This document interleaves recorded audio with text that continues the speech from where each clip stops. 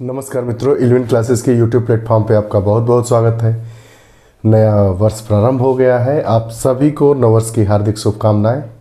आप लोग अपने अपने मुकाम हासिल कीजिए, यही हमारी शुभकामना है और ईश्वर से यही हमारी विनती है कि जल्दी से जल्दी आप लोग अपने लक्ष्य को प्राप्त करें, खुशी रहें, खुशहाल रहें, मन लगाकर पढ़ते रहें। यह गणित की कक्षा है और 2022 की पहली कक्षा है। वैसे ये हमारी गणित की 24वीं कक्षा है। हम दशमलव वाले विषय को पढ़ रहे थे। दशमलव वाले में हमने पिछले 3 कक्षाओं को पढ़ा।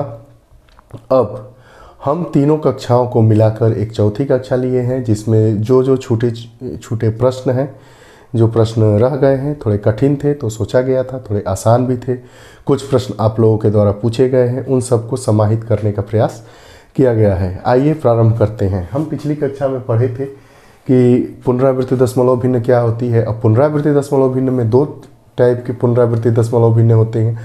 रिकरिंग डेसिमल फैक्टर्स की बात कर रहे हैं। एक प्योर होता है, एक मिक्सचर होता है। प्योर रिकरिंग से डेसिमल फ्रैक्शन क्या होता है उसके बारे में विस्तृत अध्ययन किए। आप हमारी पुरानी कक्षाओं को देखने के लिए इलेवन क्लासेस के यूट्यूब प्लेटफॉर्म पे जब आप जाएंगे, वीडियोज़ वाला सेक्शन खोलेंगे तो मैथमेटिक्स में हमारी शुरू से अंत तक जो कक्षाएँ हैं नंबर 1 से नंबर 24 तक दिखाई दे रही होगी। और समझने के लिए वैसे तो आप किसी भी टॉपिक को खोलेंगे, जो नहीं समझ में आ रहा होगा, आपको जानकारी लेनी होनी चाहिए या आप उसको पढ़ना चाहते हैं तो उसको खोलकर देख सकते हैं। हमारी हर एक कक्षा नई कक्षा होती है, उसी कक्षा से भी प्रारंभ कर सकते हैं। लेकिन मैं आपको बताऊं कि अगर शुरू से पढ़ेंगे, चूँकि हमारा जो उसका क्रॉनिकल वे बनाया गया है कि कैसे कैसे हमें गणित विषय को शुरू से अंत तक पढ़ाना है, उसमें विषयवार हम अध्ययन कर रहे हैं, तो शुरू से ही पढ़ना ज़्यादा बेहतर होगा। 3 कक्षाओं को पढ़ें। अब ये हमारा है पहला आज का प्रश्न है कि 18.484848 डॉट डॉट को P/Q के रूप में निरूपित कीजिए। तो हम अब इसको देखते हैं कि कैसे निरूपित करते हैं। तो देखिए हम क्या करेंगे। और चूँकि निरूपित करने के लिए हम जानते हैं कि हमें ऐसी फ्रैक्शन ऐसा चाहिए, ठीक है, लेकिन अब इसमें ऐसा है। अब आइए हम इसको देखते हैं कैसे करते हैं हल। हमारा दिया है कि 18.484848 डैश डैश को P/Q के फॉर्म में लिखिए। तो हम क्या करेंगे, माना x बराबर 18.4848 कर लिए, 18.48। अब चूँकि इसको हमें अंदर लेना है, 1848 को 0.48 कर देंगे। क्यों करेंगे कि ये 2 पे फ्रैक्शन है। हम जब x को घटाएंगे तो हमारा 99 हो जाएगा। और ये 2 हमको, जैसे आपको बताया गया है कि जैसे 48 है दशमलव में, तो इसको कैसे लिखते हैं, 48/99। आप आई बटन पर क्लिक करेंगे तो हमारी पुरानी वीडियोस को पाएंगे और देखेंगे। तो देखिए x बराबर हमने क्या माना, 18.484, ठीक है। अब 100x बराबर कितना होगा, 100x बराबर कितना होगा, 18.48 गुणे 100 बराबर कितना हो जाएगा, 1848। अब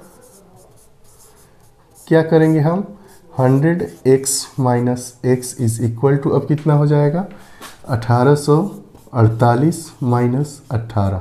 अब 48 क्यों नहीं लिए, 48 इसलिए हमने नहीं लिया कि हम आपको बताए थे कि 0.5 रहता है तो एक बढ़ा देते हैं, या 0.5 से कम है तो उसको छोड़ देते हैं। तो हमारा क्या मिल गया, ये 1830। यहाँ क्या मिला, 99x बराबर 1830, तो x बराबर, यही हमारा क्या हुआ, आंसर हुआ।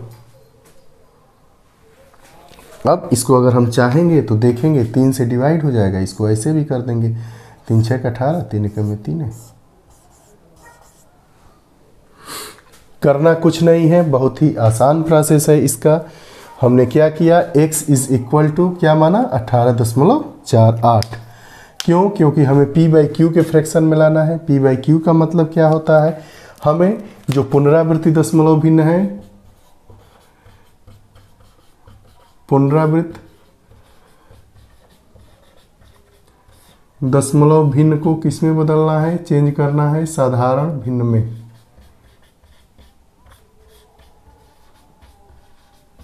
पुनरावृत्ति दशमलव भिन्न को किस में बदलना है, साधारण भिन्न में। हमारा ये पुनरावृत्ति दशमलव भिन्न है, ये क्या है, साधारण भिन्न। तो हमने क्या किया कि x इज इक्वल टू 18.48 माना। अब क्या किए 100x, क्योंकि 99 होना चाहिए, क्योंकि ये 2 बार है। दो भाई 48 का ही तो रिवीजन है, तो 48 का रिवीजन है। तो हम क्या बताए थे कि जो पुनरावृत्ति वाली जो चीज़ें हैं जिसका बार बार पुनरावृत्ति हो रहा है उसको क्या कर देना है, उतनी बार 9 लिख देना है। तो हमें क्या चाहिए, 2 बार 9 चाहिए, क्योंकि ये केवल 48 का ही रिवीजन हो रहा है। 48 तो 2 ही 9, तो इसलिए हमने क्या किया, इसको 100 से गुणा किया। तो 18.48 में 100 से गुणा करेंगे तो 1848 1848 आया। अब क्या करेंगे, ये हमारा इक्वेशन 1 हो गया, ये इक्वेशन 2 हो गया।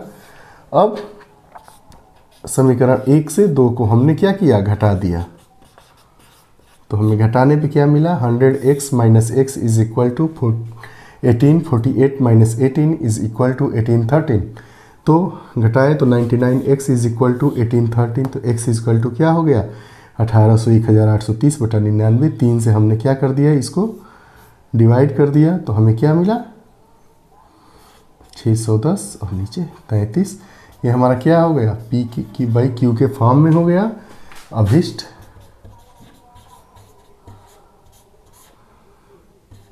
संख्या p by q is equal to 610 बटा 33 इज इक्वल टू 18.48। देखिए सॉल्यूशन आपके सामने है। अब आइए आज का दूसरा सवाल। दूसरा भी सवाल पहले ही सवाल पे बेस्ड है। इसको 2 पार्ट में करेंगे, दिया है, हल करेंगे। 3.87 बार इज इक्वल टू क्या होगा, दोनों पे है, 8 पर और 7 पे। तो 3.878787 डैश डैश हो जाएगा। अब क्या किए थे पहले, माना x इज इक्वल टू 3.87। तो 100x इज इक्वल टू कितना हो गया, 3.87 गुणे 100 इज इक्वल टू 387। अब क्या करेंगे, 100x minus x is equal to 387 minus 3। तो इसको क्या करेंगे, 384।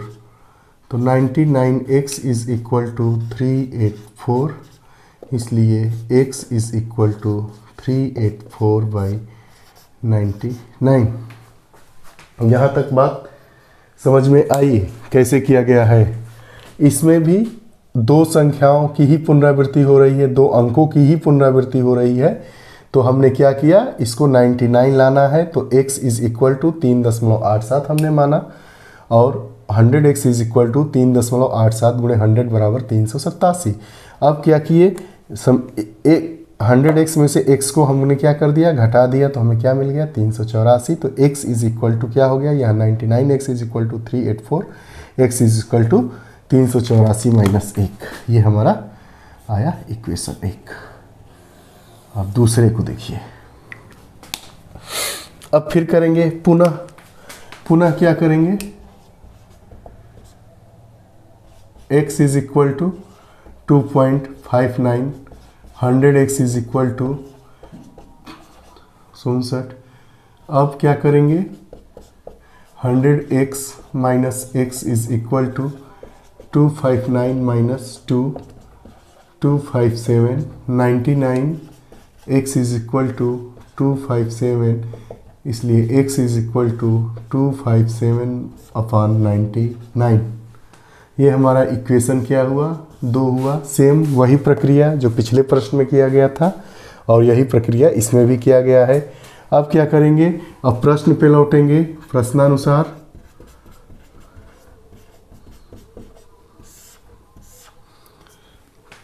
क्या है, 3.87 माइनस 2.59 पुनरावृत्ति है, इस बराबर, यहाँ पे इसके बदले हमने क्या लिया है, 384 बटे का 99। तो 384 बटा 99 माइनस 2.59 का बार क्या लिए हैं 257/99 घटा देंगे, ये 7 हो गया और ये आपका हुआ 7 में से 5 गया 2 और 127/99।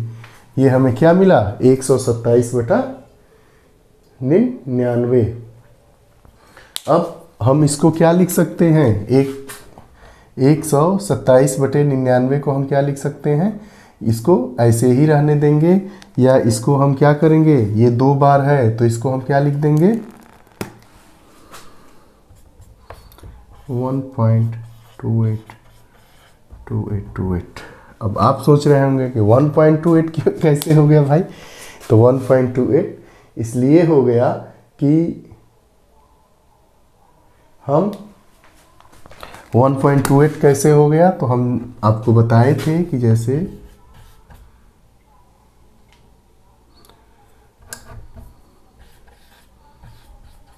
बार है तो इसको कैसे लिखेंगे 128 माइनस 1 बटा 990। तो यहाँ क्या हो गया हमारा 127/990, ये यहाँ हुआ। तो इसी को हम क्या लिखे हैं,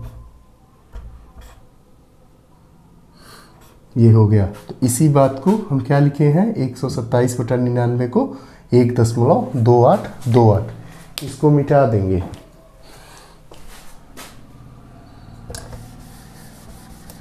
आ गया समझ में कैसे लिखा गया है, यही हमारा क्या हुआ आंसर हुआ।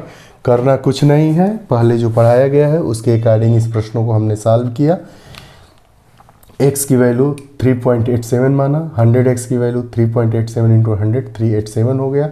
99x 100x माइनस x घटा दिए, यहाँ पे इसको घटा दिया, 99x इज इक्वल टू 384 आया, x इज इक्वल टू 384/99 आया। पुनः x इज इक्वल टू 2.59 हमने माना, 100x इज इक्वल टू 259 हो गया। यही प्रक्रिया किया, x इज इक्वल टू 257/99 आया।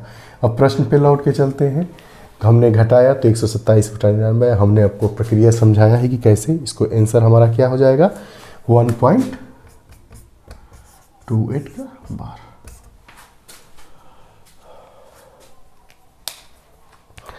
हम चाहें तो चूंकि ये बराबर है ऐसे भी लिख सकते हैं इसको घटा के, लेकिन करने का तरीका यही है। आइए अब कुछ और प्रश्न। अगला प्रश्न हमारा है 0.0347 into 0.347 into 0.0347 plus 0.9653 into 0.9653 into 0.9653।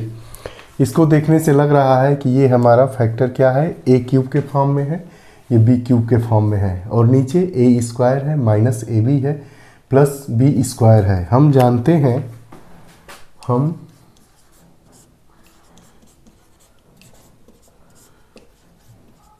हम जानते हैं कि क्या होता है ए cube plus B cube upon A square minus A B plus B square is equal to A plus b. ये क्या है, हम जो बीजीय व्यंजक वाला चैप्टर पढ़ रहे थे तो उसमें हमने बखूबी इन सभी चीज़ों को पढ़ा है। अब क्या करेंगे, माना a इज इक्वल टू 0.0347 तथा b इज इक्वल टू 0.9653। तब हमें प्रश्न के अनुसार क्या मिला प्रश्नानुसार हमें क्या मिला, a cube plus B cube upon A square minus A B plus B square बराबर ए प्लस बी। ठीक, तो ए क्यूब की जगह पे हमने क्या लिखा 0.0347 का क्यूब प्लस बी की जगह पे क्या लिखा 0.9653 का क्यूब अपान ए स्क्वायर की जगह पे ए बराबर 0.0347 हमने माना है माइनस 0. यहाँ 0 छूट गया 0.0 फिर से लिख देते हैं 0.0347 इंटू 0.9653 प्लस 0.9653 का स्क्वायर। अब बराबर क्या होता है a प्लस बी, तो a की जगह पे 0.347 प्लस 0.9653 इज इक्वल टू, हम जोड़ देंगे 7 3 10, 4 5 9 1 10, 6 3 9 1 10, 9 1 10, 4 अंक पे 0 लगा देंगे, 1 2 3 4, 1 2 3 4। हमारा आंसर क्या मिला 1। हमारा अभिष्ट आंसर क्या मिला 1। करना कुछ नहीं है, सवाल लेंदी है लेकिन इसको थोड़ा समझना है। हम पुरानी कक्षाओं में ए के फॉर्म को पढ़ चुके हैं कि ए प्लस बी का होल स्क्वायर क्या होता है, ए माइनस बी का होल स्क्वायर क्या होता है, ए cube plus B cube is equal to क्या होता है, ए प्लस बी का होल क्यूब क्या होता है, ए माइनस बी का होल क्यूब क्या होता है, जब A cube plus B cube upon A cube minus B cube क्या हो। उस पर जितने भी उत्पन्न चाहे सीधे जितने भी प्रश्न है और जो फार्मूला डेवलप किया जाता है उन सबको पढ़ चुके हैं। क्योंकि ये पुनरावृत्ति की क्लासेस है, ये बच्चों के द्वारा पूछा गया प्रश्न है, हम आज उसको सॉल्व कर रहे हैं। तो ये हमारी चौथी कक्षा है दशमलव भिन्न से संबंधित। तो इसको हमने इस फॉर्म में लिखा और उसको सॉल्व कर दिया। ये ए क्यू के फॉर्म में लिखा है क्योंकि एक ही संख्या का रिपीटेशन 3 बार है, ये दूसरी संख्या का रिपीटेशन 3 बार है, फिर पहली संख्या का रिपीटेशन 2 बार है, उसके बाद पहली संख्या गुणे दूसरी संख्या है, उसके बाद दूसरी संख्या 2 बार है, आपस में गुणा है। तो हम फार्मूला जानते हैं A cube plus B cube upon A square minus A B plus B square is equal to A plus B होता है। ए की जगह पे हमने 0.0347 माना और बी की जगह पे 0.9653 जो दिया है उसको माना। अब प्रश्नानुसार A cube plus B cube हमें दिखाई दे रहा है upon A square minus A B plus B square बराबर ए बी होता है। हमने फिर इस फॉर्म में इस प्रश्न को लिखने की कोशिश की है। लिखा गया है 0.0347 का क्यूब प्लस 0.9653 का क्यूब अपान 0.0347 का स्क्वायर माइनस 0.0347 इंटू 0.9653 प्लस 0.953 का स्क्वायर लिखा गया है। दोनों को हमने जोड़ दिया तो हमें एक आंसर मिला। आइए अब दूसरा अगला प्रश्न है, ये पूछा गया है आप ही लोगों के द्वारा। 1.331 to the power minus 1 plus 1.331 power minus 2 plus 1.331 की पावर माइनस 3 ऐसे ही करते करते प्लस 1.331 माइनस 6 पावर है। वैसे ही नीचे भी आप देख रहे हैं ऊपर 1/3 इसका मतलब घनमूल निकालना है। करना क्या है, इसमें कुछ नहीं करना है। इसको इसके बराबर लाने के लिए हम क्या करेंगे कि हम नीचे वाला अर्थात हर में क्या कॉमन ले लेंगे 1.331 to the power minus 1 common ले लेंगे तो यहाँ -1 हो जाएगा, या -2 -3 यहाँ -6। देखिए अब इसको ऊपर वाले को ऐसे ही उतार देंगे 1.331 to the power minus 1 plus 1.331 to the power minus 2 plus dot ऐसे ही plus 1.331 to the power minus 6। अब नीचे क्या किए, हम -1 कॉमन ले लिए, 1.331 to the power minus 1 common ले लिए तो -1 कॉमन हो गया। तो हम जानते हैं कि जो घात होता है -1 और अगर सेम अंदर है माइनस हो तो जुटता है, तो x टू पावर -2। तो अगर x to the power -1 x to the power x की जगह पे 1.331 -1 अगर हम कॉमन ले लेते हैं तो जो नीचे हमारा हर है उसमें क्या बचेगा 1.331 to the power -1 plus 1.331 to the power -2 plus dot यहाँ पे। और जब सातवें पे आएंगे तो -1 घटा है, देखिए 1.331 -7 में से -1 घटा देंगे मतलब कॉमन ले लेंगे तो ये हमारा क्या बचेगा -6 बचेगा। तो 1.331 -6 यहाँ पे क्या हो जाएगा हमारा 1.331, ये सीधा कर देते हैं -6। अब ये हमारा कॉमन हो जाएगा, ये 1/3 रहेगा। ये बात आपको समझ में आया कैसे किया गया, ये आपको बताने का प्रयास किया गया है कि ये माइनस अगर 2 पावर है इसमें से -1 ले लिया गया तो हमारा क्या बचा -1 बचा। क्यों? क्योंकि पावर क्या होता है, जब सेम आधार रहता है सेम बेस रहता है तो पावर को क्या कर देते हैं हम ऐड कर देते हैं, गुणा के फॉर्म में अगर हो तो, अगर भाग में हो तो उसको क्या कर देते हैं, घटा देते हैं। तो भाग हुआ है तो ये माइनस हुआ, घटाना घटाना प्लस प्लस, देखिए जैसे कॉमन लिया गया तो x⁻² में से x⁻1 लिया गया है तो घटा दिया जाएगा। तो x⁻1 x⁻1 ये घटाना है तो ये माइनस माइनस क्या हो जाता है, प्लस हो जाता है। तो -2 + 1 क्या होता है, -1। तो वही यही यहाँ पे आपको सिखाने का, बताने का प्रयास किया गया है। अब आगे बराबर हमारा क्या हो जाएगा, ये वाला जो ब्रैकेट के अंदर वाला सब फॉर्म है ये ऊपर वाले फॉर्म के बराबर ही है। तो इसको हम क्या कर देंगे, ये पूरा कैंसिल हो जाएगा, ये क्या हो जाएगा, पूरा इससे कैंसिल हो जाएगा। अब हमें क्या मिला, 1/1.331 की पावर -1 टू द पावर 1/3। अब चूंकि -1 है तो ये क्या होता है, पलट जाता है। हम जानते हैं -2 को सीधे लिखना है तो 1/2 लिखते हैं, और 1/-2 है तो इसको क्या लिख देंगे, 2 लिख देंगे। ये पावर के रिस्पेक्ट में ये बातें हो रही हैं। तो हम ये हमारा क्या हो जाएगा, इज इक्वल टू हमारा हो जाएगा 1.331 टू द पावर 1/3। 1/3 मतलब जानते हैं इसका घनमूल निकालना है, तो ये घनमूल हो जाएगा 1.331। हम घनमूल जानते हैं क्या होता है, इसको अगर हम गुणा करेंगे 1.1 इंटू 1.1 इंटू 1.1 तो हमारा क्या मिला, 1.1 हमारा आंसर हुआ। इस प्रश्न को करने का बेहतरीन तरीका यही है कि हम ऊपर वाले फॉर्म में नीचे वाले फॉर्म को भी लेते आएँ।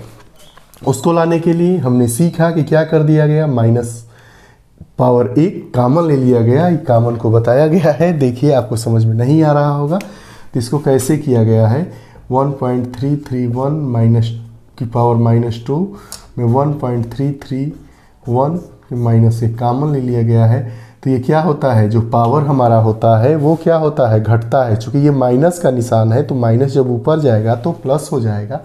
तो 1.331 की पावर -2 + 1 हो जाएगा, तो 1.331 की पावर क्या हो जाएगा, -1 हो जाएगा। ऐसे ही यहाँ पे ये हो गया, और जितना है सब यहाँ पे 7 था तो -6 हो जाएगा, -7। अब ऊपर वाले फ्रैक्शन से नीचे वाले फ्रैक्शन को घटा देंगे, और उसका होल टू द पावर 1/3 है, अर्थात इसका घनमूल निकालना है। तो यहाँ पे हमने ये पाया। उसके बाद चूँकि यहाँ पे पावर -1 है तो ये क्या होता है, हर वाला अंश में चला जाता है, अगर अंश में रहता तो वो हर में आ जाता। तो 1.331 टू द पावर 1/3 हो गया। 1/3 अगर पावर में है तो इसका घनमूल निकालना है, तो इसका 1.1 हमारा आंसर आया। घनमूल में हम जानते हैं कि ये एक सेम अगर 3 बार आपस में गुणा होता है तो अगर करनी के बाहर निकालेंगे तो वो हमारा एक ही पार्ट बाहर आएगा। तो ऐसे ही हमारा आंसर क्या मिला, 1.1 इसका आंसर मिला।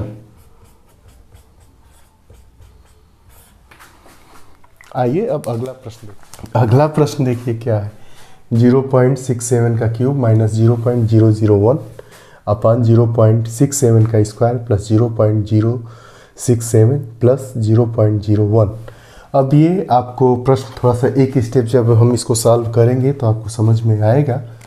ये जो है इसको क्यूब के फॉर्म में लाना है तो कैसे लाएंगे, ये 3 अंक है तो हम क्या कर देंगे, अगर हम 0.001 को ऐसे लिख दें 0.1 इंटू 0.1 इंटू 0.1, इसको क्या कर दिए 0.1 का क्यूब। अगर ऐसे हम कर देते हैं तो हमारा सवाल आसान हो जाएगा। देखिए लिखने में कोई और मान में भी कोई परिवर्तन नहीं आया। माना a इज इक्वल टू 0.67 तथा b इज इक्वल टू 0.1। अब देखिए किस फॉर्म में हमें प्रश्न लिखने लगा, a का क्यूब माइनस b का cube upon a square plus ab plus b का स्क्वायर।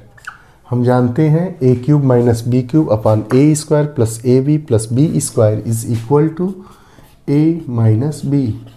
आप थोड़ा सोच रहे होंगे कि ab के फॉर्म में कैसे है। देखिए यहाँ पे हम आपको बता दे रहे हैं a इज इक्वल टू 0.67 हमने लिया है, b का मान 0.1 लिया है, तो ए बी बराबर क्या होगा 0.67 इंटू 0.1 गुणा करेंगे 67 67 ही आएगा, लेकिन दशमलव का 3 अंक हो गया 1 2 3, तो यहाँ 0 बढ़ा देंगे। अब आपको ये वाली चीज़ यहाँ पे मिल गई। अब हम क्या लिखेंगे, प्रश्न के अकॉर्डिंग चलते हैं। तो अब हम लिखेंगे यहाँ पे, इसलिए 0.67 का क्यूब माइनस 0.1 का क्यूब अपान 0.67 का स्क्वायर प्लस 0.67 इंटू 0.1 प्लस 0.1 का स्क्वायर इज इक्वल टू क्या हो जाएगा, a माइनस बी। ए की जगह पे हमने क्या माना है 0.67 माइनस 0.1। हम जानते हैं दशमलव वाले में कि दशमलव अंक के बाद चाहे कि अंत में कितना भी शून्य लगाया जाए तो उसके मान में क्या होता है, परिवर्तन नहीं होता है। घटाने की दृष्टि से हम लिख देंगे हमारा मान कितना हुआ 0.57। यही हमारा क्या हुआ, आंसर आया। कुछ करना नहीं है, ये हमने प्रश्न को देखा, इसको ए क्यूब माइनस बी क्यूब के फॉर्म में लाया गया।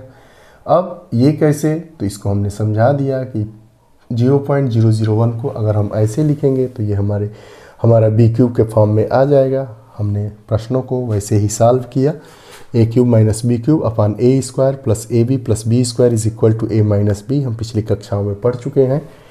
हमने वैसे ही लिखा, ए की जगह पे 0.67 का क्यूब, बी की जगह पे माइनस करके 0.1 का क्यूब, ए स्क्वायर 0.67 का square, a b 0.67 into 0.1 plus B square 0.1 का स्क्वायर। हमने इसको घटाया, ए माइनस बी होता है, घटा के क्या लिख दिए 0.57।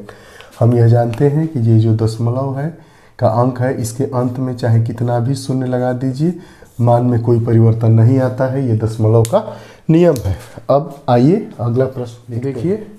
अब आज के ये दो अंतिम सवाल है।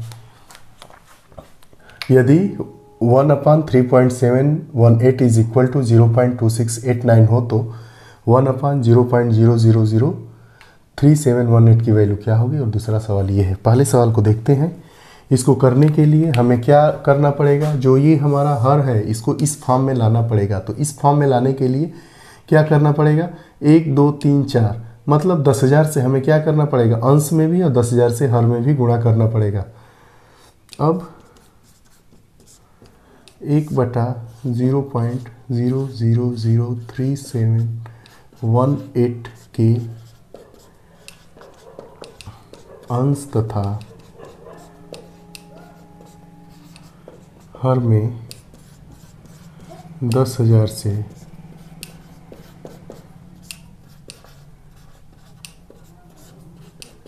गुणा करने पर क्या होगा, 1 गुणे 10,000 बटा 0.0003718 इंटू 10,000। अब क्या हो जाएगा हमारा 10,000 बटा 3.718 हो गया। अब ये देखिए यहाँ तक हम आए तो हमें क्या मिला, 1/3.718 की वैल्यू कितनी है 0.2689। या इसको हम ऐसे भी करेंगे 1/3.718 गुणे 10,000। अब क्या करेंगे, जो हमारा ये दिया है प्रश्न में कि 1/3.718 बराबर, अब क्या करेंगे 1/3.718 बराबर 0.2689 को रखने पर क्या हो जाएगा, बराबर 0.2689 इंटू 10,000, 1 2 3 4 घट जाएगा हमारा 2,689 आंसर आया। समझिए कैसे किया गया, बिल्कुल ही आसान प्रश्न है, कुछ करना वरना नहीं है, इस फॉर्म में इसको ला देना है। हम जानते हैं कि 3.718 से में किससे गुणा करेंगे, तो 1 2 3 4 मतलब 10,000 से गुणा कर देंगे। तब चूँकि 10,000 से केवल अंश हर में ही गुणा नहीं होगा, अंश तथा हर में गुणा होगा, तो 10,000 यहाँ आ गया बटा 3.718 आ गया। अब चूंकि 1/3.718 की वैल्यू 0.2689 दिया है, तो इसमें इसकी वैल्यू पुट किए, 10,000 से गुणा कर दिए, क्योंकि 10,000 था तो हमारा वैल्यू क्या आ गया 2,689। आज का आखिरी सवाल देखते हैं। हल, इसको क्या करना है, पुनरावृत्ति। 0.333 को हम क्या लिख देंगे, 0.3 का बार, इसको हम जानते हैं 3/9 1/3। अब फिर पुनः 0.444 को क्या लिख देंगे, 0.4 पे बार, ये 4/9 हो गया। अब प्रश्न से या प्रश्नानुसार अब हमें क्या मिला, 0.333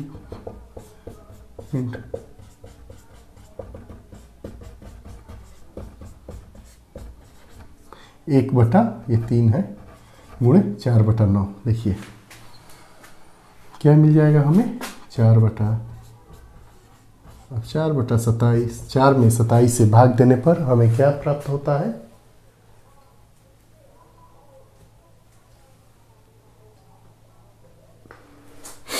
हमें मिलेगा 0.148 यही हमें प्रक्रिया दोहराई देगी। इसका मतलब हम क्या हुआ, 0.148 का बार।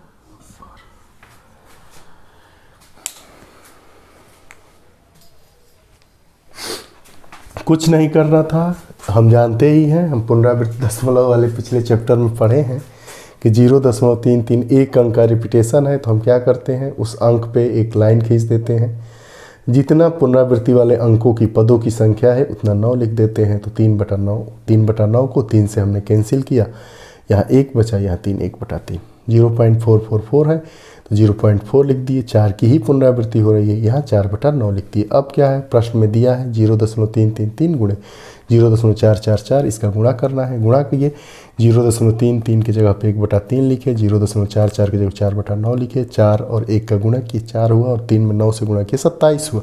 अब इसको भाग दिए तो हमें क्या मिला, 0.148 की पुनरावृत्ति हो रही है, तो हमें ये आंसर मिला। क्या हुआ, ये इसका ये आंसर ये हुआ, इसका आंसर ये हुआ।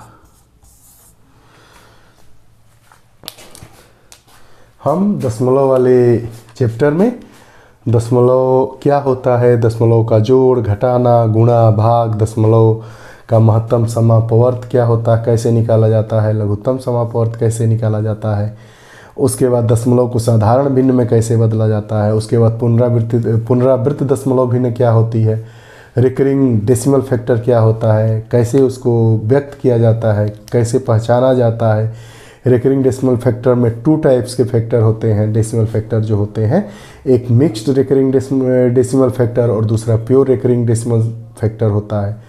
दोनों को हमने बखूबी से पढ़ा, उस पर 3 कक्षाएँ थी। ये हमारी जो आज की चौथी कक्षा है दशमलव भिन्न पर आधारित, डेसिमल्स पर आधारित, उसमें यह बताया गया है कि कैसे प्रश्नों को, कठिन से प्रश्नों को कैसे सॉल्व किया जाता है। उसके बाद आप लोगों के द्वारा पूछे गए प्रश्नों को इसमें बताया गया है। आप लोगों को यह कक्षा कैसी लगी, अपने विचार कमेंट बॉक्स में ज़रूर साझा कीजिएगा। आपके विचारों के अनुसार ही हम अपनी अगली कक्षा को आगे बढ़ाते रहते हैं। आप लोग इस कक्षा को और लोगों तक शेयर करें, अपने प्रश्न पूछें इस विषय से संबंधित। आने वाले 2-4 दिनों के बाद से अब एक हफ्ते में 1 या 2 वीडियोस बेसिक इंग्लिश ग्रामर से दिया जाएगा। बेसिक इंग्लिश ग्रामर मतलब शुरू से अंग्रेजी व्याकरण कैसे सीखा जाता है, वर्ड्स हम लोग लेटर से स्टार्ट करके अंतिम ग्रामर के अंतिम बिंदु तक बात करेंगे। इस कक्षा की जो आने वाली कक्षा है उसकी विशेषता ये होगी कि उसका जो मीडियम होगा हिंदी और इंग्लिश दोनों में होगा, चीज़ों को बखूबी से समझाया जाएगा। उम्मीद है आप लोगों को हमारी कक्षा ज़रूर पसंद आएगी। आप लोग हमारे साथ बने रहें। आप लोगों को उज्जवल भविष्य की ढेर सारी शुभकामनाओं के साथ धन्यवाद, बहुत बहुत धन्यवाद।